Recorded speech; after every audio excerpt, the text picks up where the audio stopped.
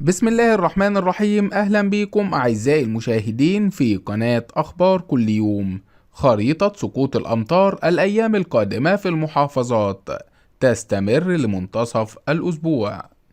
أعلنت هيئة الأرصاد الجوية خريطة سقوط الأمطار الأيام القادمة في المحافظات، وذلك بعد تعرض العديد من المناطق اليوم إلى سقوط أمطار غزيرة مع نشاط لحركة الرياح، وتكون الغيوم الجزئية وسط تحذيرات وآخر صور للأقمار الصناعية إلى استمرار تكاثر السحب المتوسطة والمنخفضة على كافة الأنحاء الشمالية، لتكون الأجواء غائمة كليا على بعض المناطق.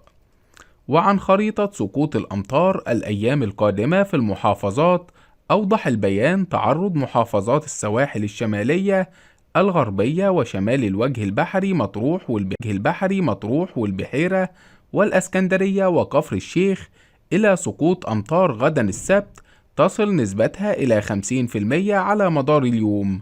وعن فرص سقوط الأمطار الأيام القادمة، تشير التوقعات إلى أن تشهد محافظات مطروح والأسكندرية والبحيرة سقوط أمطار يوم الأحد المقبل بنسبة تتراوح ما بين 40 إلى 50%، فيما يشهد طقس يوم الاثنين المقبل 26 ديسمبر سقوط أمطار خفيفة إلى متوسطة على مطروح والعالمين والحمام والسلوم والبحيرة والأسكندرية وكفر الشيخ، وذلك بنسبة 30% مع نشاط لحركة الرياح وسط تكاثر السحب المنخفضة والمتوسطة الممطرة على مناطق متفرقة من الوجه البحري والدلتا.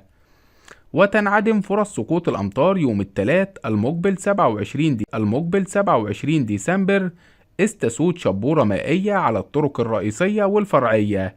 وشهدت اليوم العديد من المحافظات خصوصا الوجه البحري والصعيد والقاهرة الكبرى سقوط أمطار غزيرة مع رفع درجة الاستعداد القصوى والجاهزية للتعامل مع مياه الأمطار.